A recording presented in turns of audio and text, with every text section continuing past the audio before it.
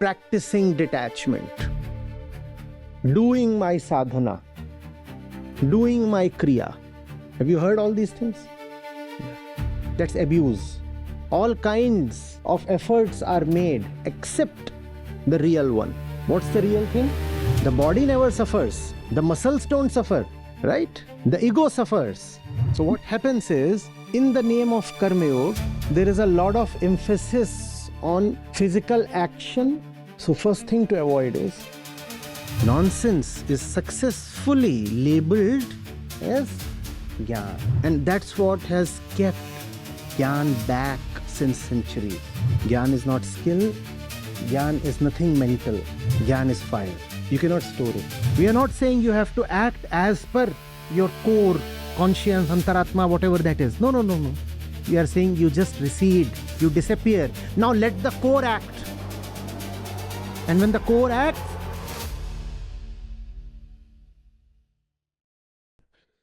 seventh verse of chapter 3, we may also cover the eighth one if time permits.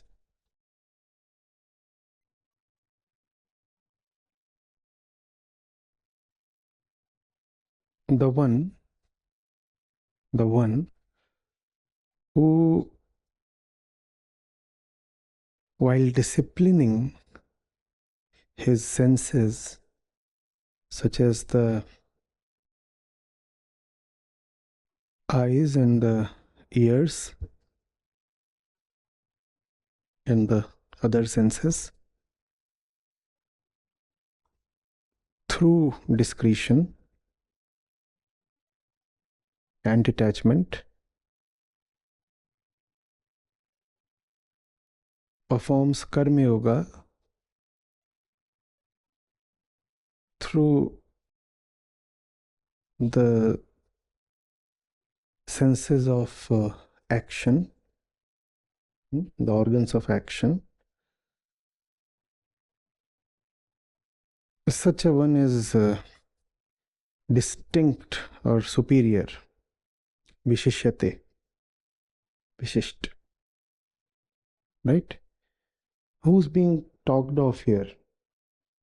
We have many entities. We could say that the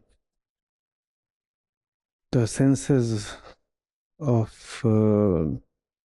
perception are being talked of. The five gyanendriya.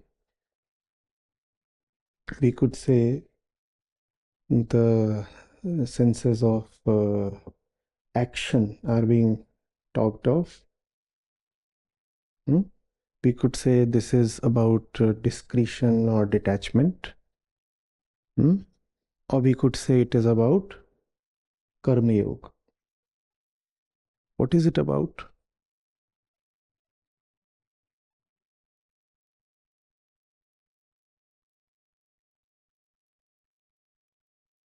I'll repeat it for you.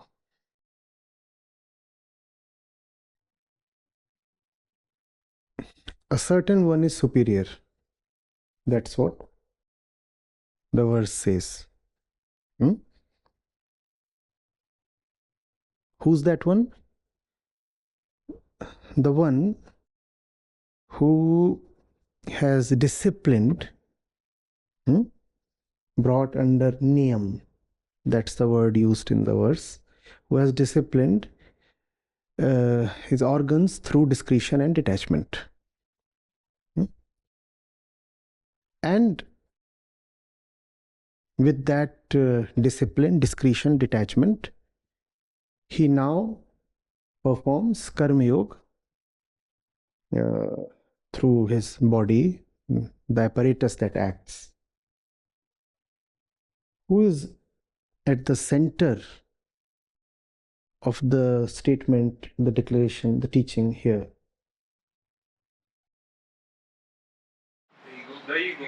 The ego, right? It is very easy, tempting to think that it is about the senses or that it is about disciplining the senses. or that it is about practicing detachment or learning about discretion.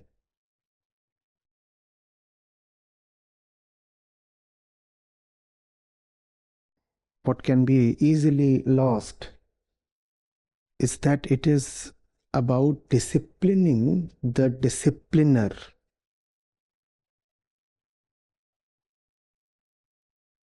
The one who disciplines his sense organs.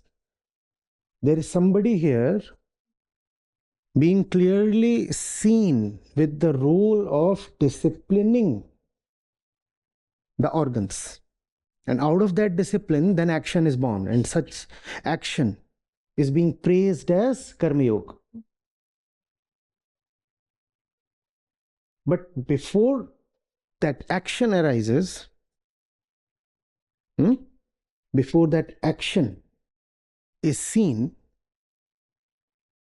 in the body, in the limbs, in the apparatus that moves and performs functions, what is disciplined is the sense organs, right? And what's easy to ignore in all this? The one who is behind the organs.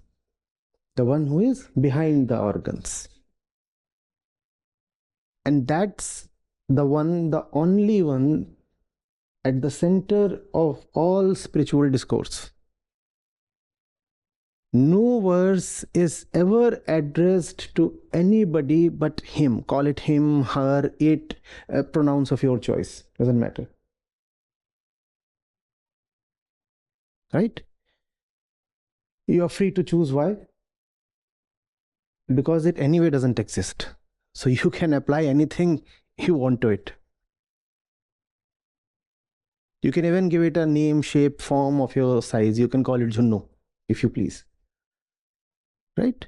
You can say it has a face, but let that face be your own. Right? Nobody else's face. Nobody else is sitting within. Only you are sitting within. With the same face, with everything that you ordinarily are in your daily life. So that's the one within. And therefore, Karma Yoga doesn't really have to do with karma or action.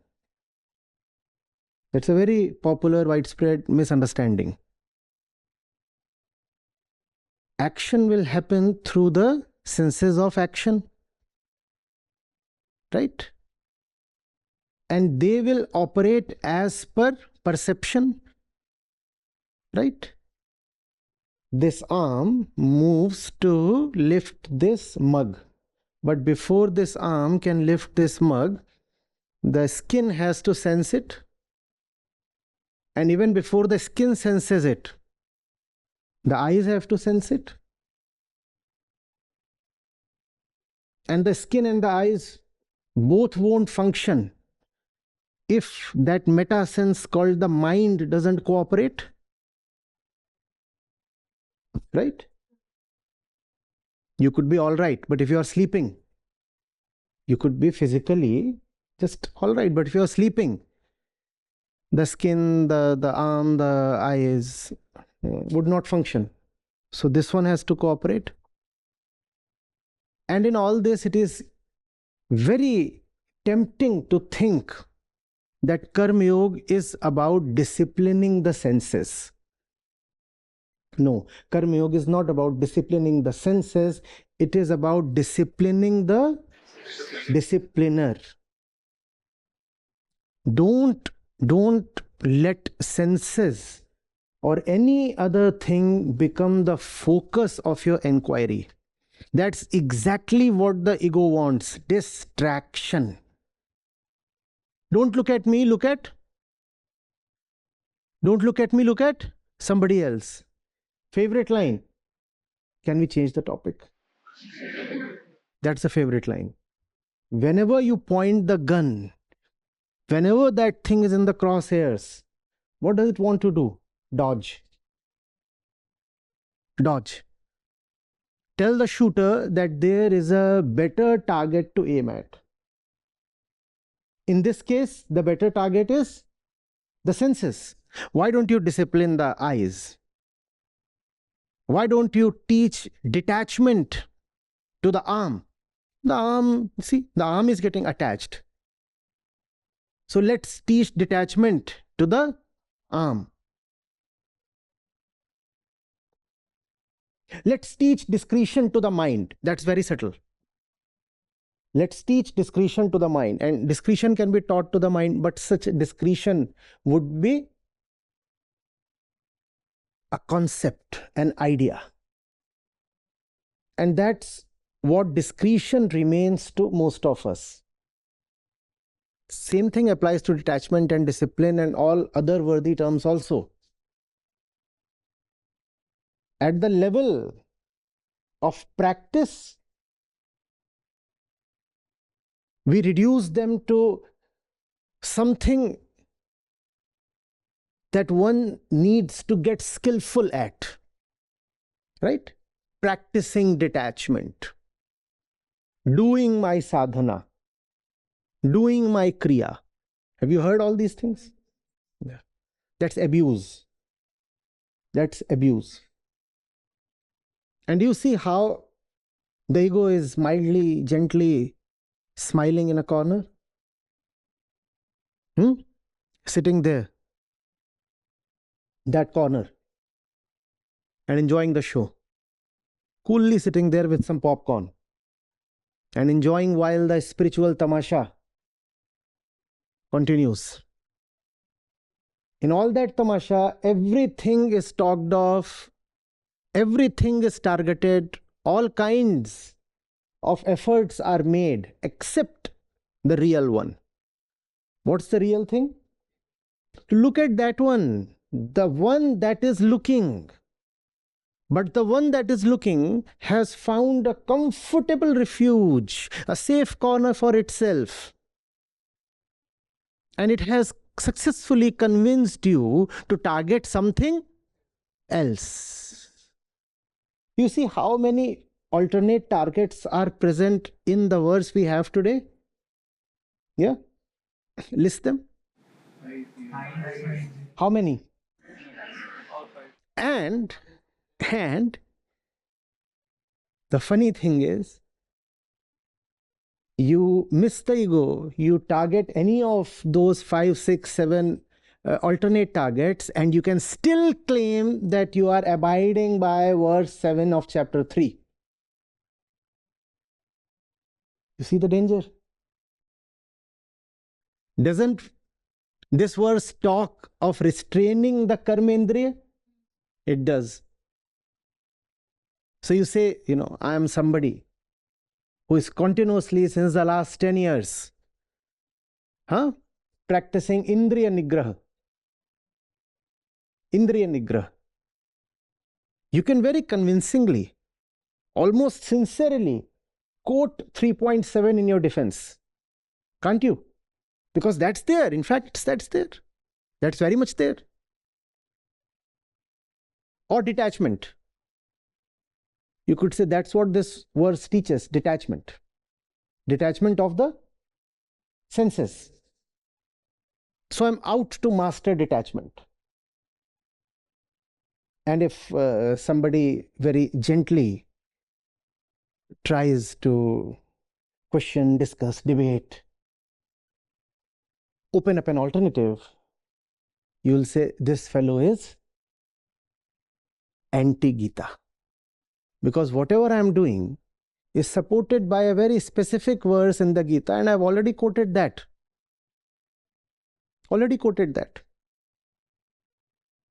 But this one doesn't agree. I'm continuously saying detachment, I'm saying discipline, I'm saying gyanendriya, karmendriya, sunyaman, all these things I'm saying, and aren't they present here? Please see. What's it in here? See, it's talking of asakti, it's talking of niyaman, it's talking of man, it's talking of karmendriya. So how can you say that my interpretation is flawed? In fact, you are trying to reinterpret it in a way that goes against tradition. Sir, one's loyalty is towards the truth, not towards the tradition. One's loyalty is towards the truth, not towards the tradition. Getting it? So, irrespective of all the things that are talked of here, be very particular that you must not lose sight of the one everything is always addressed to, and that's the ego. That's the ego. No point trying to discipline this material thing, but you can do that. You know of muscle memory, don't you?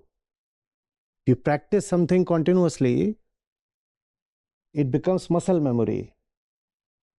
But then muscles don't suffer. If all spirituality arises from human suffering, is it the muscles that suffer or consciousness? Right? So you can train the muscles, but how has that taken care of the inner suffering? You can say, I've been training myself to eat only such quantity of food, such portions at regular intervals. I get up at this time. I do all these things. Life is an example of top class discipline. All that can be there. But what does that have to do with consciousness? So first thing to avoid is don't try to train the body. Body includes both Gyanendriya and Karmendriya. So the moment we say body, we have taken care of both. It's not about training the body. Any place where you find the body being trained in the name of spirituality, that's abuse. That's not even a general kind of misunderstanding.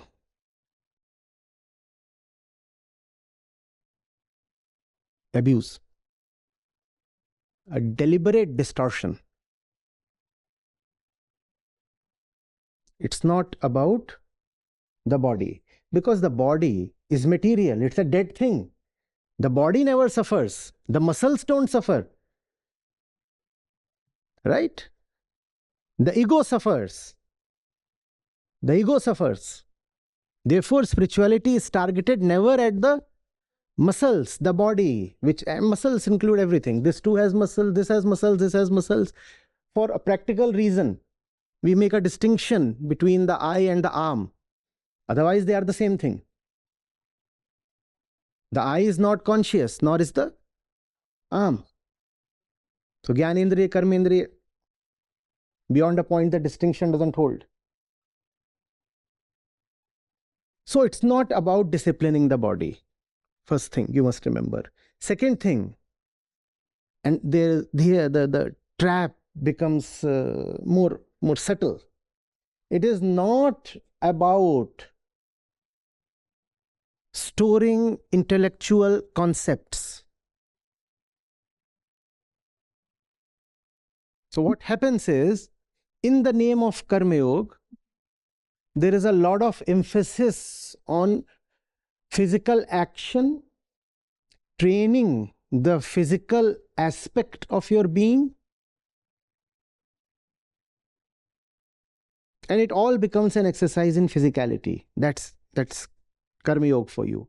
And then in the name of Jnana Yoga, what you have is a lot of conceptualization, a lot of mentation, a lot of ideation. And even the difference, the distinction between the arm and the brain is valid only to a certain extent. Just as you can train the muscle, equally you can train the brain.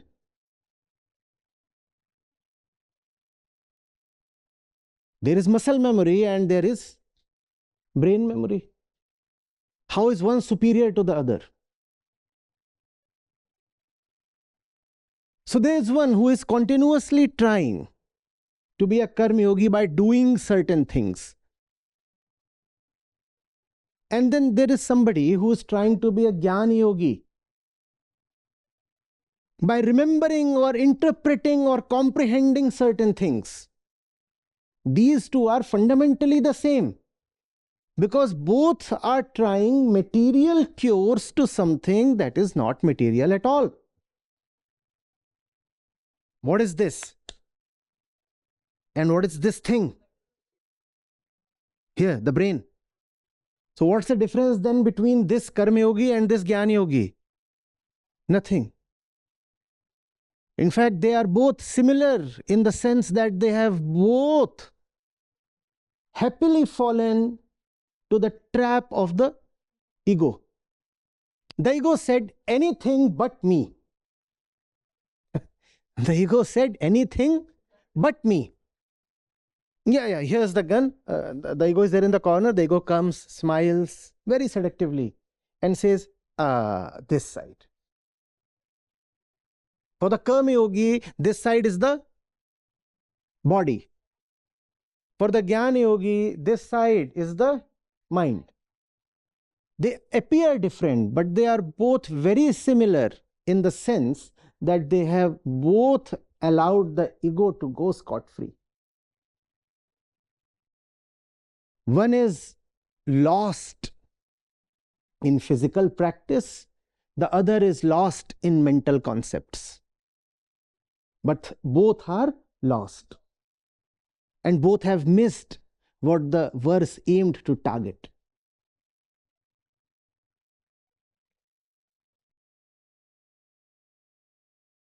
And out of these two, the Gyani will act superior. He'll scoff at the Karma Yogi and say, look at him. Just practicing the entire day. And thinking this will fetch him salvation. And Gyanis are special people. Very thick-skinned. Tough nuts. This one will come up with a wise quip or two.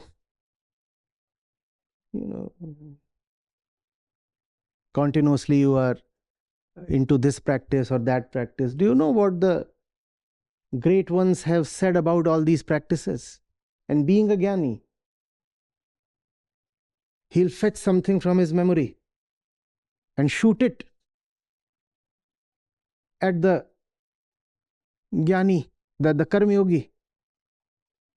The Karma Yogi will say, he's such a Gyani, he has just thrown heavy shlok at me.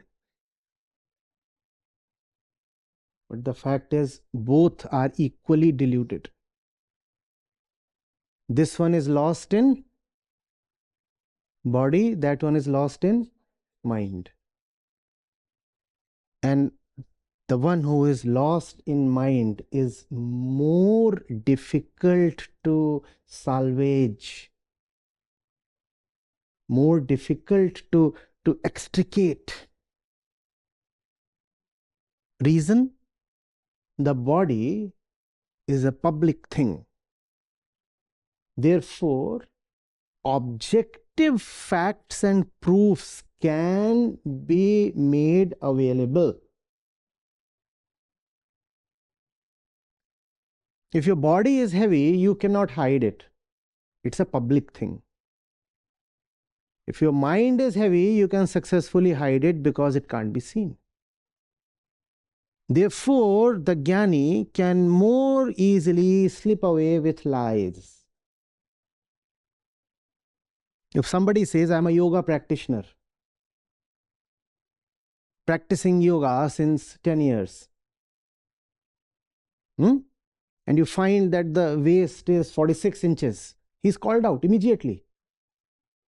In fact, you look at some of the top yogi babas in the country today, and you look at their desperate attempts to hide their huge bellies, beer bellies probably.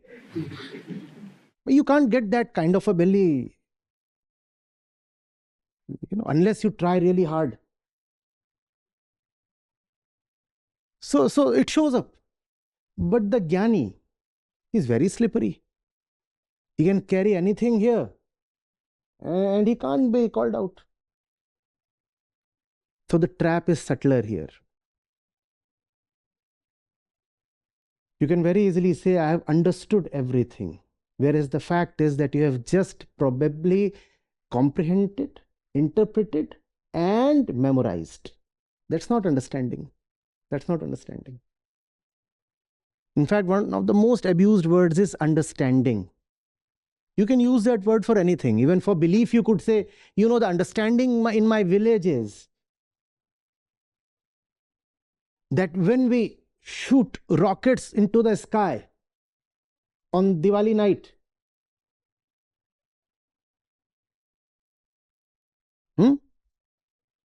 their function is to throw light on the celestial highways, so that the souls of our ancestors who have come to watch the great fireworks, they can return home safely.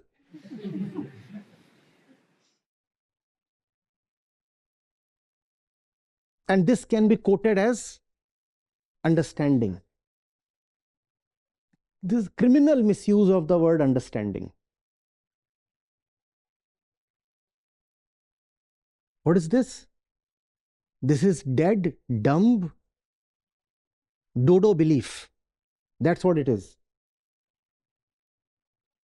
But you'll use the word understanding.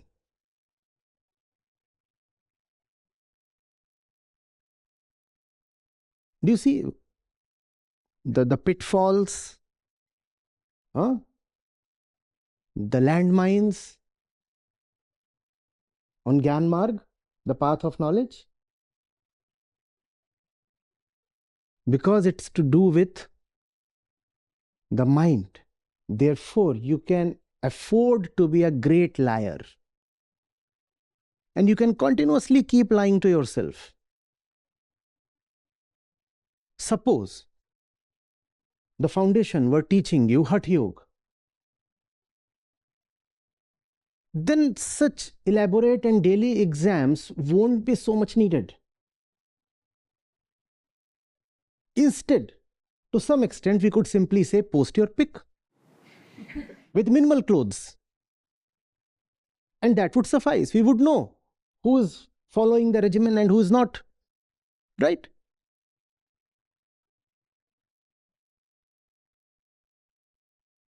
If there is fat and if there is, an unseemly body, then it is obvious that you are not doing what the program demands of you. And that would have sufficed. Would have been easy. But because we are dealing with understanding, therefore the exams are needed. Because now you can lie. You can lie not just to me, but even to. And the proof is that when you see your marks, you are shocked. What does that shock tell? You had been lying to yourself all along. Otherwise, you couldn't have been shocked.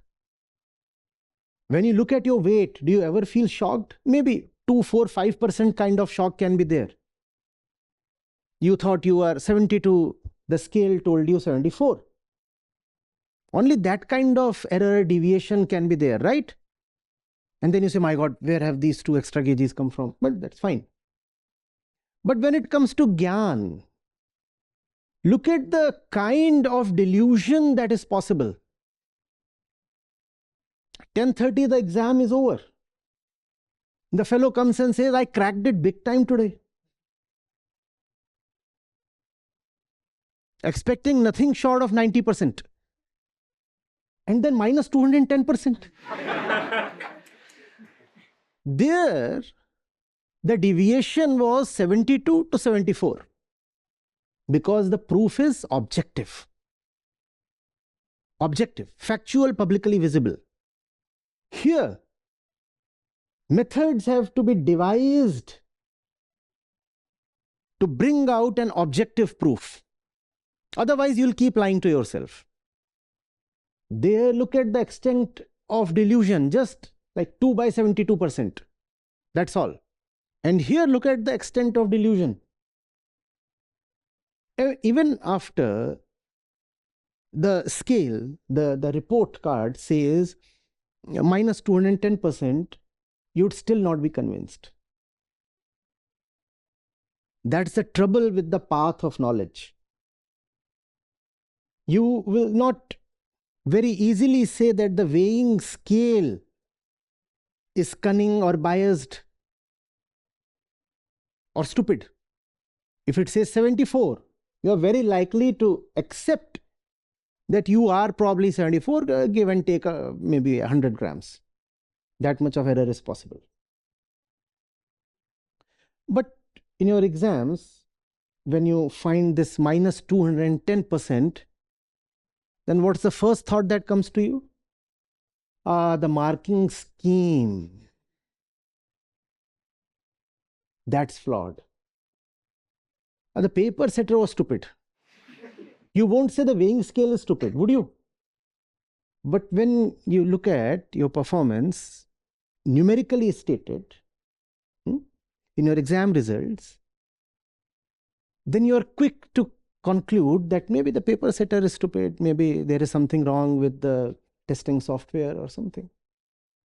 That's the trouble with the path of knowledge. You can keep assuming that you know. You can keep assuming that you know.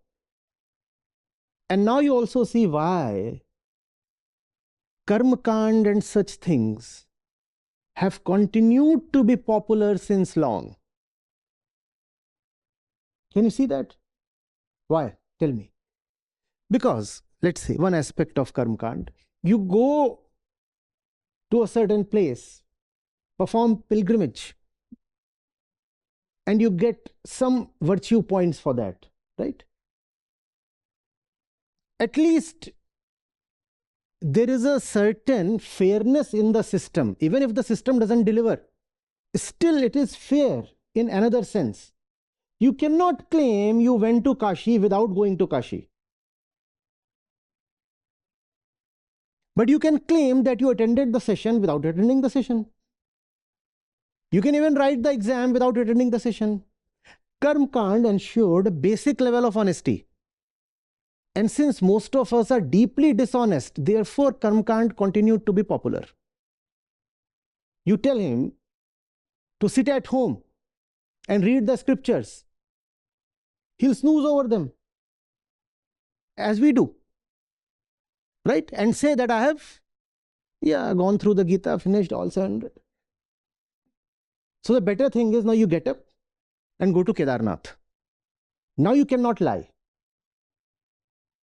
And now you also see probably why it had to be a group thing.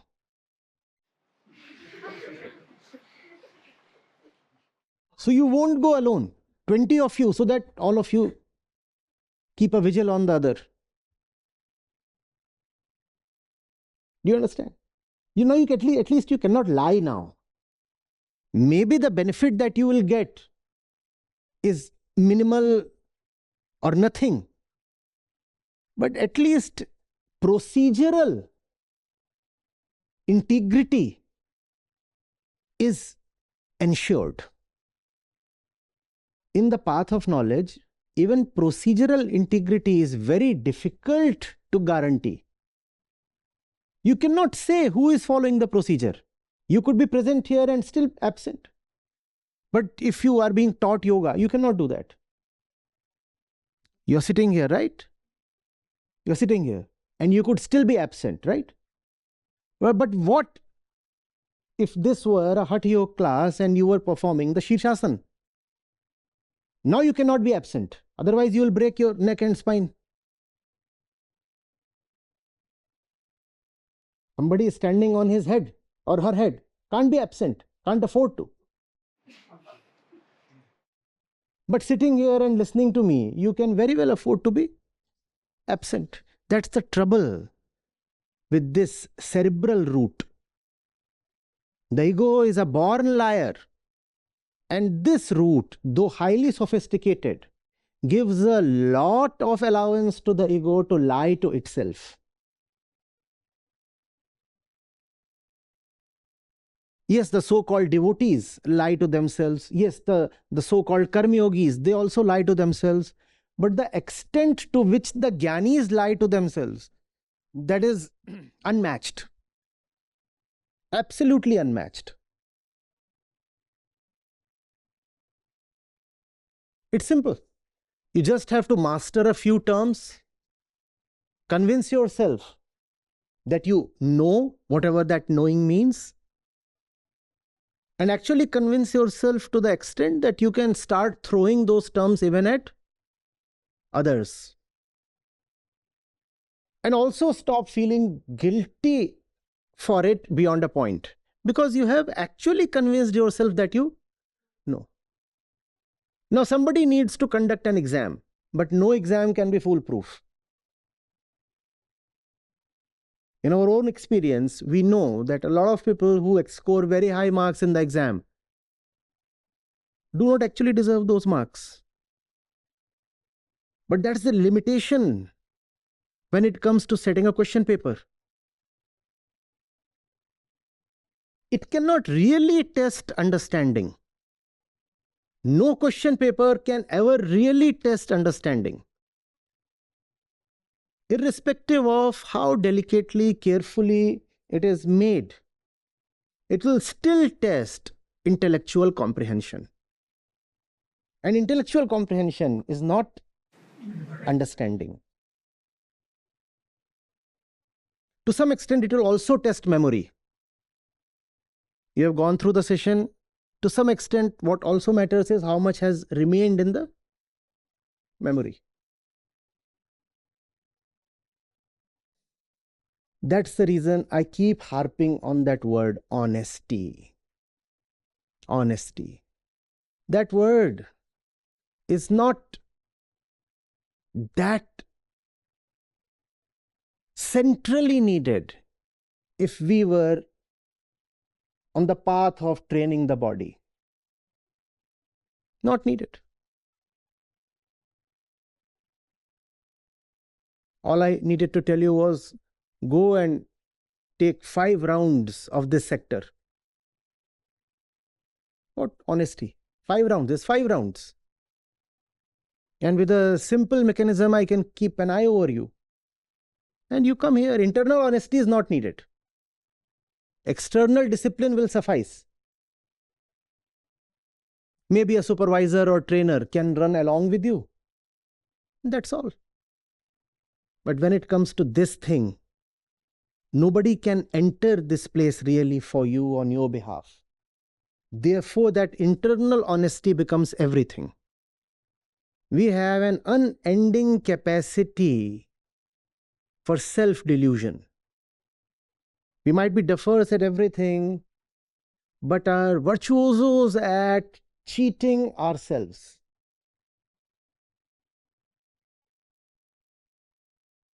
If you look at our skill set, the number one skill that any general human being has is how to cheat oneself. That's our number one skill. If the ego were not adept at cheating itself, it wouldn't have survived. Shall the ego decide to be honest? That's death. The ego survives only in dishonesty. Do you understand what's going on? Huh? Do you understand? And therefore, I invite you to look at the various interpretations of this verse from various sources. Except for maybe 1 or 2, you would not find the ego at the center of the interpretation anywhere. They would be definitely talking of the senses.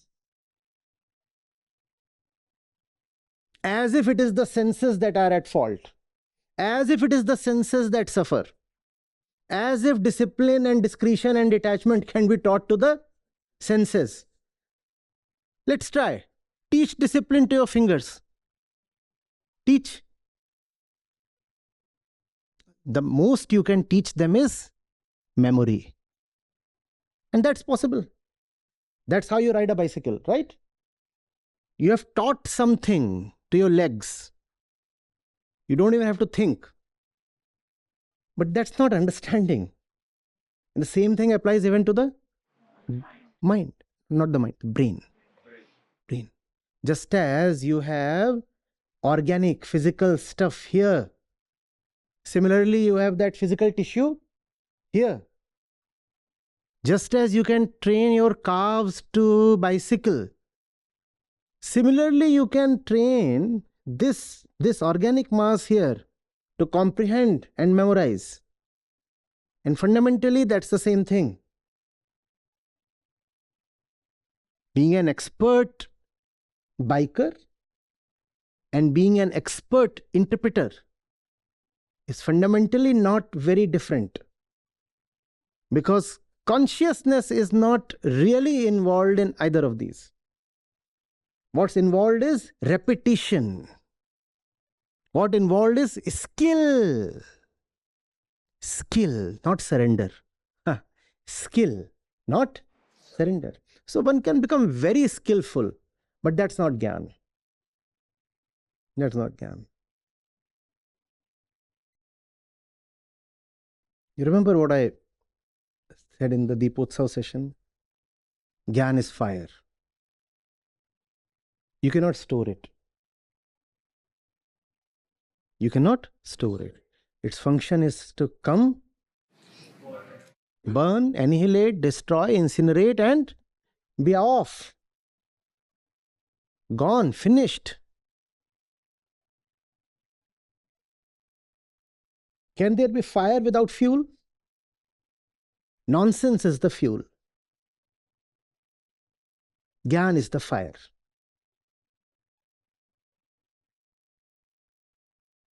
Therefore, if you remember something in the name of gyan, that's actually nonsense that you are branding as gyan. Fire cannot be stored. But you have stored something and you are calling it gyan. What can be stored is? Therefore, what you are calling as gyan is? And that's what has kept gyan back since centuries. Nonsense is successfully labeled as gyan.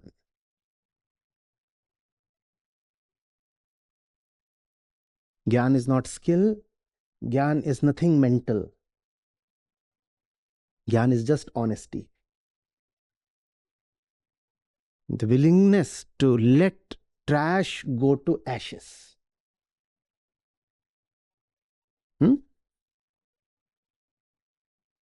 Uncaring honesty.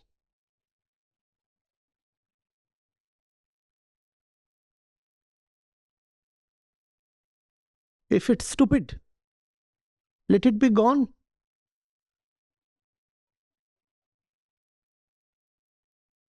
Who cares of stupidity and its ashes?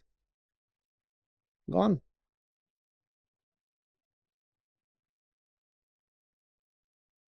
It's not a mental model. It's not a system of thought. If you say you know, for example, Advait, non-duality, and you say, what is non-duality about? And you start talking of the seer and the seen, and the ego, and the world, and their mutual codependence.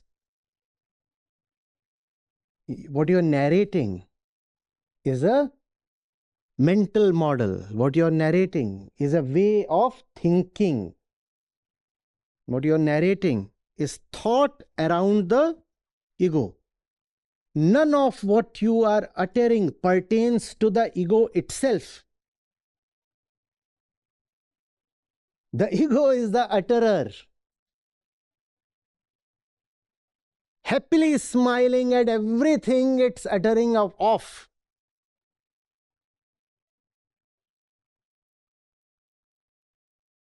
All of you are here, right? That one is the thief. Right? I enter this room. I enter this room, asking, all these are here. Tell me who's the thief? And with a great show of sincerity, he gets on with trying to discriminate between the thief and the non-thief, and uses all kinds of methods and techniques. Okay, men that side, women this side, those below 30 that side, those above 30 this side. Let me see who all have read the scriptures, who haven't read the scriptures. He'll be very happy doing all this. Tell me why.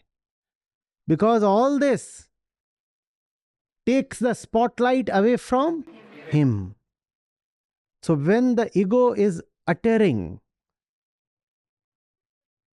of all that is called as gyan, the ego is happily smiling. Because now you are talking of mental objects. And that relieves the subject of any kind of scrutiny. You can talk of this. Okay, how many Upanishads are there? Vedas are there. Right.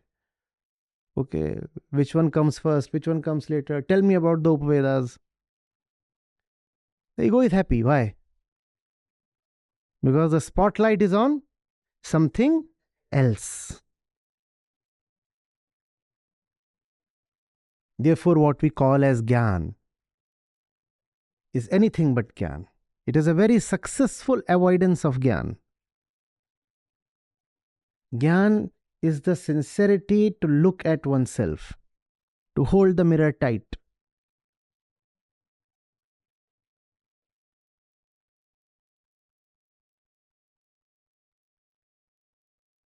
It's not about knowing this term versus that term. How will you know whether it's working for you? Only when the rubber meets the road. Even our exams cannot succeed beyond a point in their diagnosis. Because we are seasoned liars, expert manipulators. So you can cheat the exam. It's possible. But how will you cheat your way through life? That's the only place where gyan or its absence or fakeness will show up.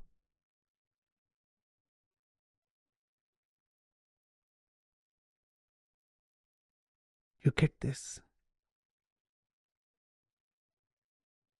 Do keep reflecting on what you are confident of when it comes to knowledge.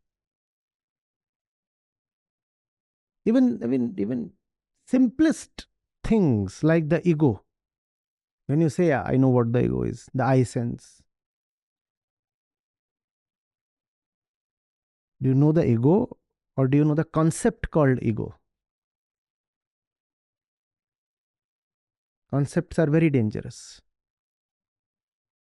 They mislead us into thinking that we know, whereas we don't. Think of this. The thief in the room being asked to investigate everybody else.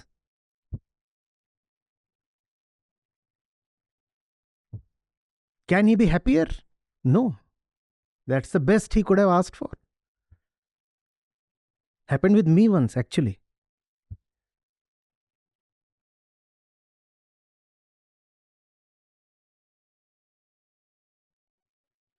So the class teacher forgot the attendance register. I've narrated it before, right? How many of you remember it?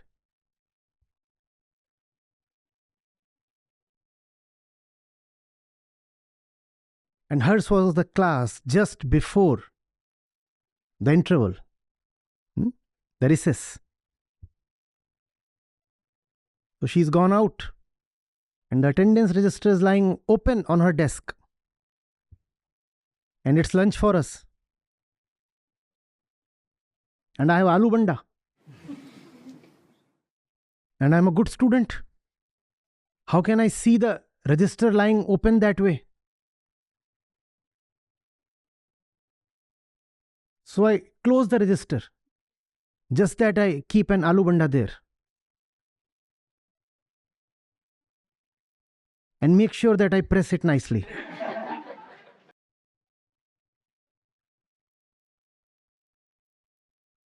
Class 8. She used to teach us Shakespeare.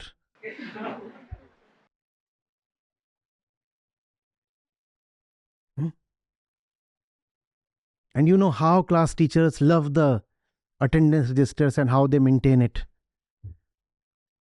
And you also know what kind of oil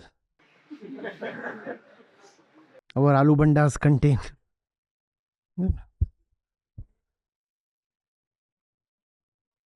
She returns, takes it away, returns once again.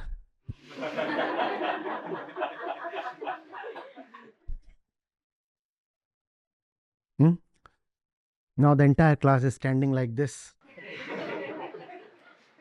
Right? And who's the one standing in absolute terror? He had tried to ensure that nobody was looking when he was up to his mischief. But then one or two girls, the sneaky ones, they had seen. Not really the act itself, but the fact that I had bought aloo banda. So they went and whispered, so much oil here. You know, that one, he had aloo banda. Now the class teacher has no proof, but she's like deeply suspicious of this one. And I'm standing there. Now it's the first class after the break. The other teacher comes, chemistry. And she wants to teach, but then everybody is standing like this. So after a few minutes, she says, fine, those who are standing most quietly will be allowed to sit down so that I may proceed with the class. And we very well know who was standing like a dead man.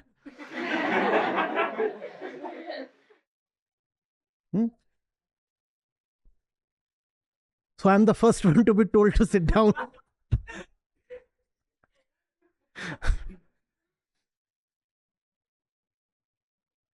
The class teacher returns in the middle of that period. And she finds everybody standing like this, and only I am sitting like the most obedient student ever produced.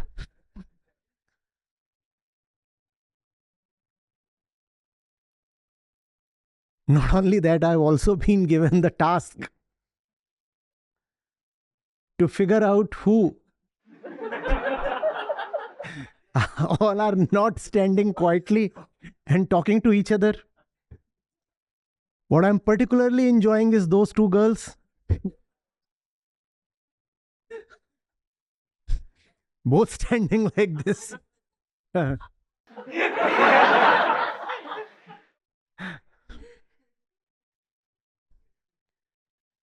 That's the ego. The master culprit. The master culprit.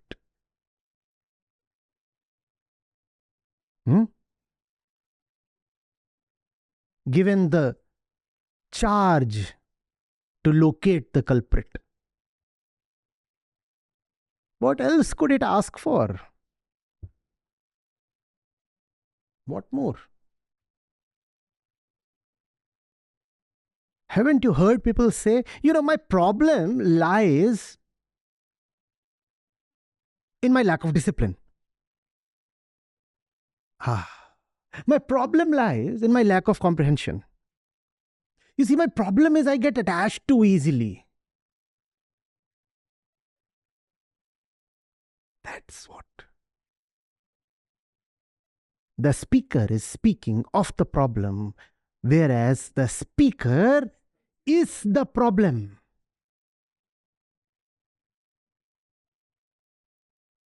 You don't have a problem. You are the problem. And the more you talk of problems, the more you are distracting yourself away from the real problem. What's your problem? See how quick the mind is to catch and memorize. Pluck and store. Pluck and store. Cold storage.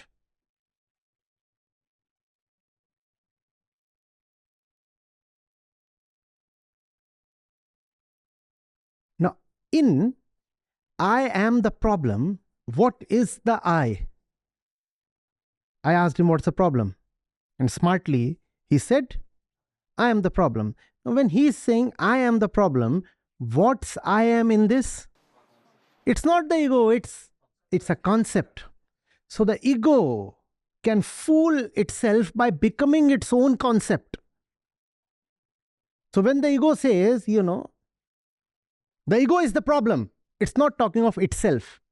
It's talking of an object called the ego. Even if the ego admits the ego is the problem, the ego says the ego is the problem. Is the ego still talking of itself? No. Look at how wicked it is. It's still talking of an object, something other than itself. It's talking of an object called the ego. It's still not looking at itself. Now, what's your problem?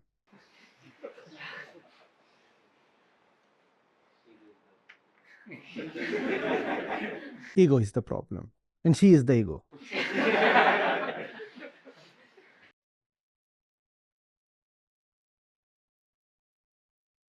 In grammar,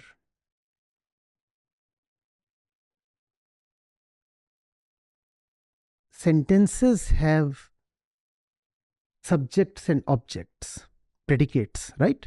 We remember of that. In life, there are only objects. Even that which you call as the subject is just an object of the hidden subject. And that's where people like Wittgenstein become critically important. They brought out the limits of language and how the mind uses language to befool itself. There are no subjects in the mind. Everything is actually, so even when the mind says I, the I is not subject. It is an object of the real I that wants to remain hidden. The ego won't expose itself. Even when it talks of the ego, it is talking of something else, object. Now, if it's something else, you can kill it. It's a decoy, right? It's a decoy.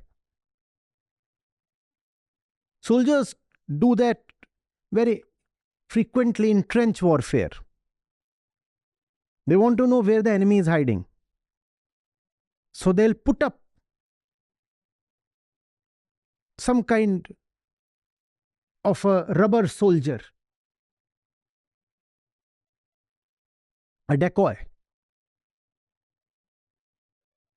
And the enemy from a distance would shoot it, so they'll know where the enemy is.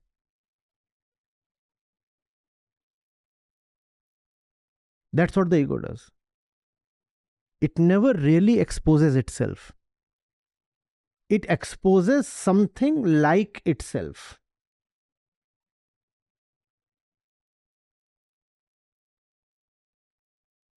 So that the real one remains hidden.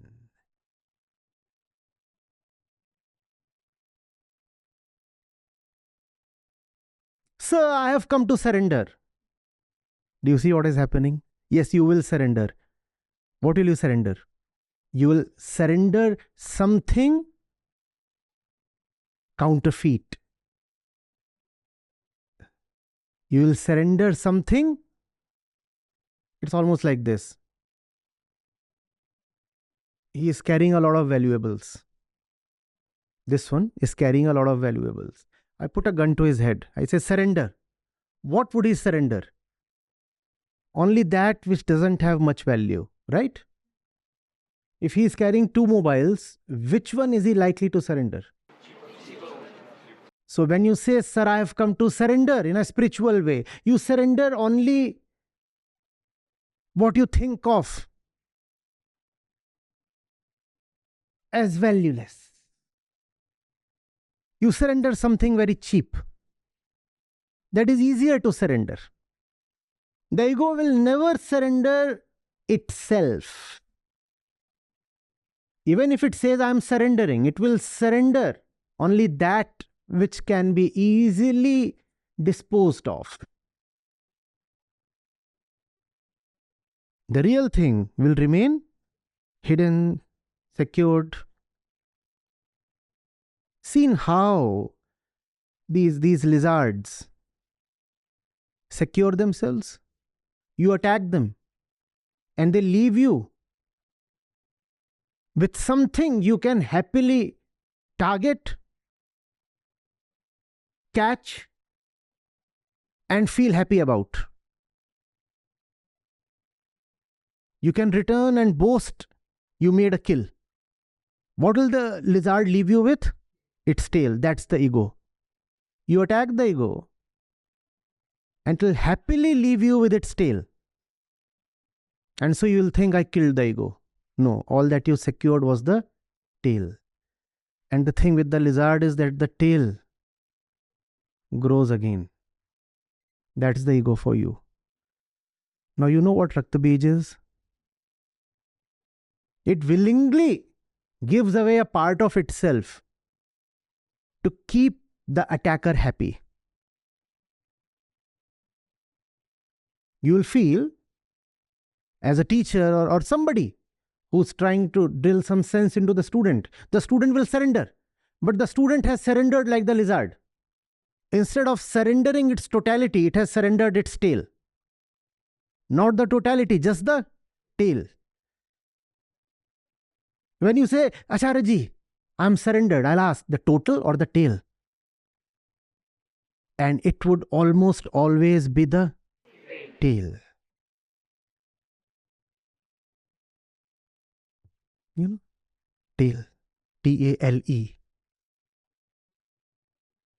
That's what our surrender is. Just a tail. There is no real surrender. It's a concept.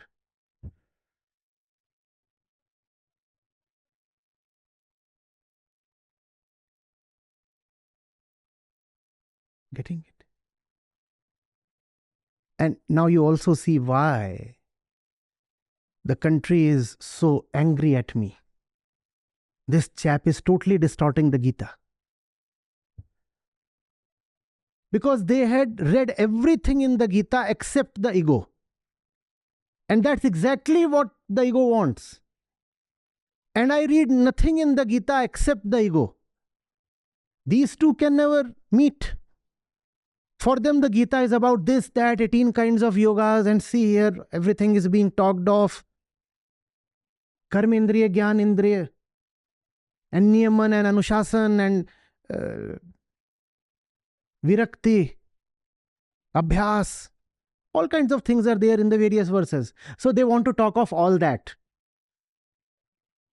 The ego is very happy talking of all that because I'm repeating this. I know I'm repeating this. The ego is very happy talking of all that because all that ensures that the ego is not talking of. And when it comes to me, the one precaution I take, that's the only discipline probably needed, is to not talk of anything except the ego. Now the thing is, in this particular verse, ego or aham is not mentioned even once. So when this talk goes out as a chapter or as a video, it can be very easily attacked. They'll say continuously he is talking of the ego. Show me where is the ego written in the verse. He is inventing something that is not even present, literally not present. Yes, it's literally not present. But it's the basis of everything that's being said. Only the ego suffers, therefore all teachings are addressed only to the ego. What's the contest there? What's the dispute?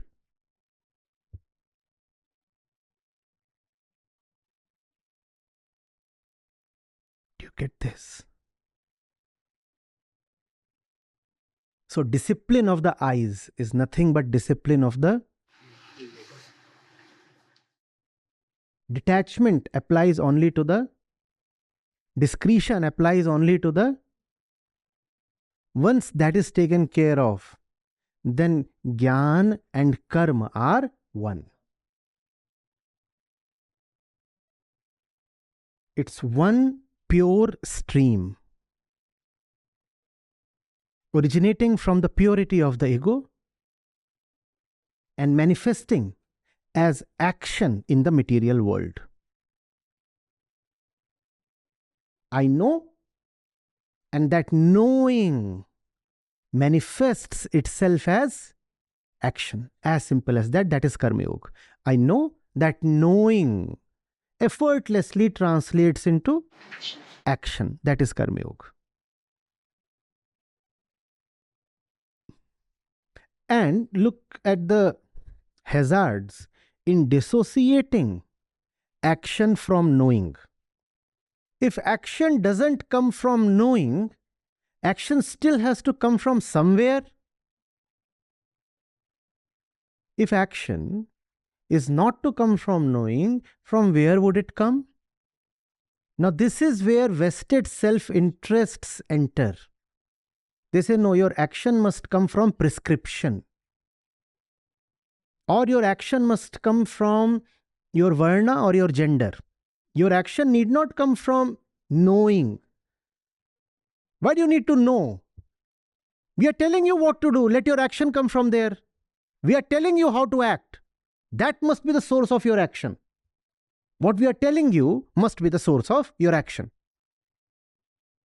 So you're 23-year-old, yes, and you are a woman, right? So your action must be to perform these rituals and serve your family and do these things. That's it.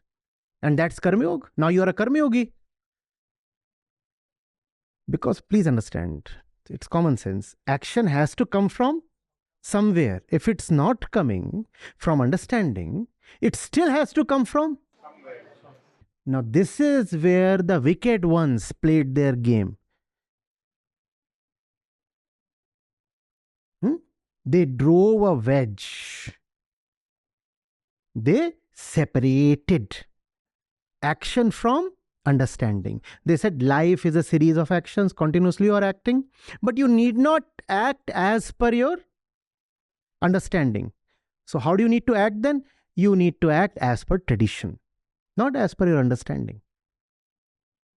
We'll tell you, because we are the upholders of tradition. So we'll tell you how to act. Here you are a Vaishya, so your job is to engage in trade. Go buy something from the farmers, Bring it to the city and sell it to the folks and make some profit. That's what you're supposed to do. Because you were born in a family of traders. So that's what you're supposed to do. No, now your action has been very coolly prescribed.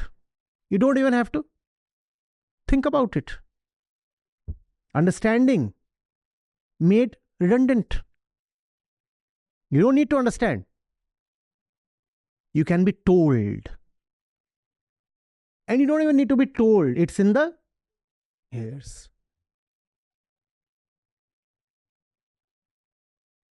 Do you see what brought India down? Action coming from tradition rather than realization.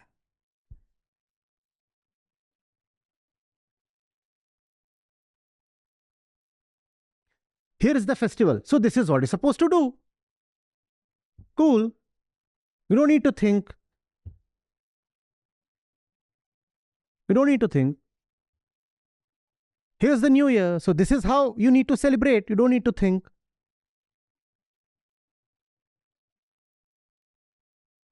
All actions have been set in advance.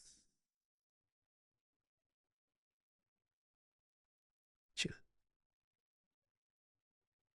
Why? Because understanding is tough for the ego. It's like self-harm. But the ego says, yes, action is needed, obviously. Being this organism, I'll have to act, so action is needed. But the action must not come from understanding, because understanding hurts. Hurts. So let my action come from all kinds of stupid places. That's fine. Why are you eating so much? Just felt like it. So the action hasn't been seen at all. Just felt like it. Feeling is now the origin of action, not understanding. Emotion, not realization. And the ego is very happy with that. Very happy with that. How many times a day do you find yourself with such replies? Why are you doing this? Just felt like it. Or should there always be a great reason behind everything? This is just a harmless laddu. Just that it is 41st in the queue. I mean, why must you always act so intellectual? I felt like it, so I did it. You are always trying to show you are superior, always asking reasons and sources and such things. You also eat. The ego is more than all right with this situation. Move without seeing. Move without seeing. The body might be hurt, the ego will rejoice. Because what hurts the ego the most is seeing. So move without seeing. Act without knowing. And now you know why traditions prosper. Because traditions take away responsibility. Traditions help you remain irresponsible. No, who am I? I'm just a little girl. 44 kgs. I mean, everybody acts this way, so I also did the same thing. I mean, why am I responsible for what I do? I'm just going with the flow. That's what tradition does to you. And most people find it quite helpful. Because it takes ownership, the onus, away from you. Since you are no more responsible, therefore, you can no more be held accountable. If something goes wrong, I just did what everybody did. It was an arranged marriage. If it has gone wrong, my mummy is responsible. Same can't be said when you have made your own decision. Now you can't go to mama and complain. That's the problem with taking responsibility. Now you can't hold somebody else accountable. That's how tradition helps. It helps you remain infantile within. It helps you remain immature within.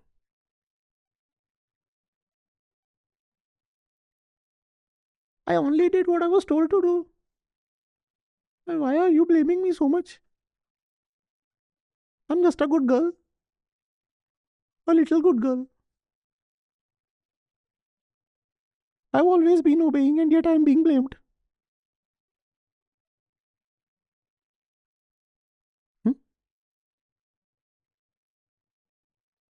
These arguments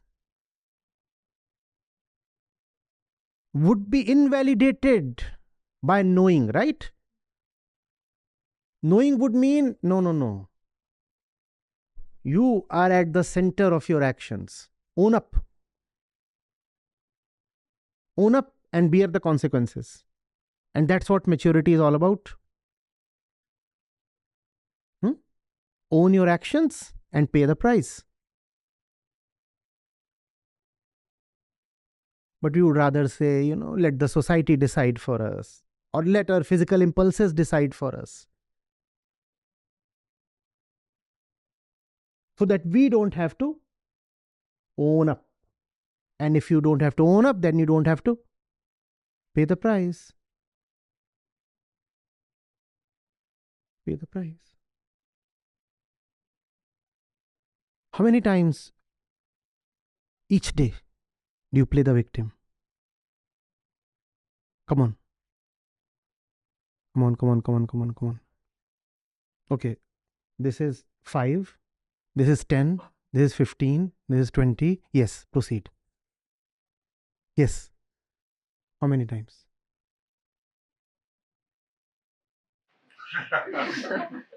Yeah.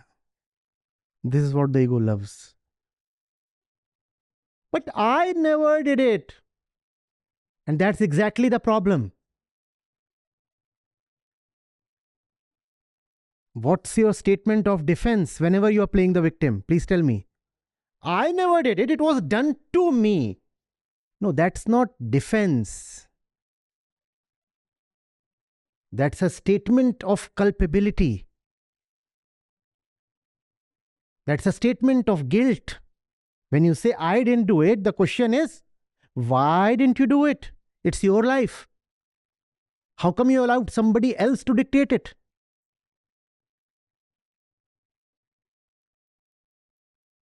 Look at the inversion of logic.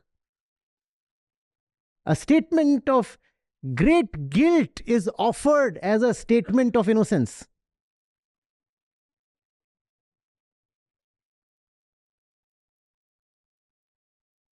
No, but I was helpless. How many times do you utter that? Come on. Please. But I was helpless. It was the situations and the hormones and that manipulator. God damn him.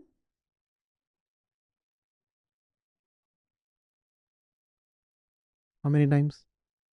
But I was helpless. No, that's not defense. That's guilt. Why were you helpless? Nobody is ever helpless. If you say you were helpless, that itself is admission of guilt. Nobody is ever helpless. That's why I hate this Acharya. He's hell-bent on proving that I am the guilty one. But I am just a stupid little helpless girl.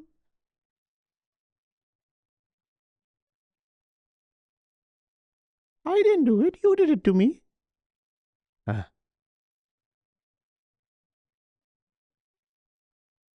Even mothers do that. When they can't manage the babies. And they're totally fed up, they'll throw the baby at the father and say, "You did this."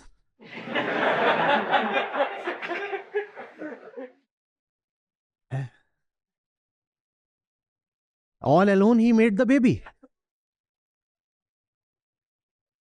You've seen mothers do that? I was telling you, use protection.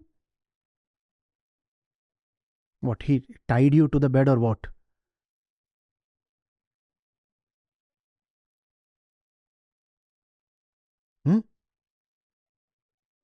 It's all you're doing. Our species doesn't have that capacity to do it all on our own. A few species can do that, right? What do we call them? Hermaphrodite. Am I right? How can the poor father do it all on his own? But she'll say, "No, no, no, I was just a victim. You did it." Favorite pastime, is it not? You did it.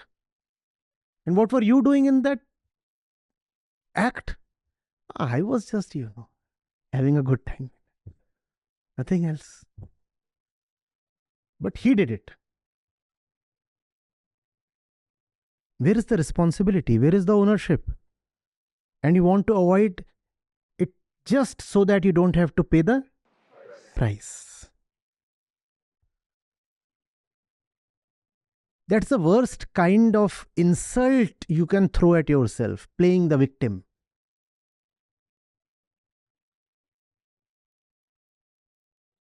Any point where you say your action didn't arise out of your own core,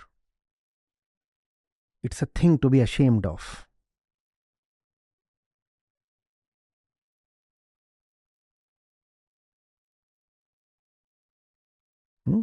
And you don't have to act as per your core. It's silly and also dangerous. You don't have to act as per your core. The core will act all by itself. Your job is not to act as per the core. Your job is to withdraw so that the core can act for itself. You get the difference, please. We are not talking of conscience here. We are not saying you have to act as per your core, conscience, antaratma, whatever that is. No, no, no, no. We are saying you just recede, you disappear. Now let the core act. And when the core acts, it acts in its own ways, unknown to you, unpredictable, unfathomable. You will not know, and you're not even supposed to know. That's why the core is called unknowable. Let the core act. Your job is to sleep. What's your job in life? Please write down. Please write. Your job is to sleep. Let the awakened one remain awakened. And the two of you can't be together awake. You sleep so that the awakened one can freely act.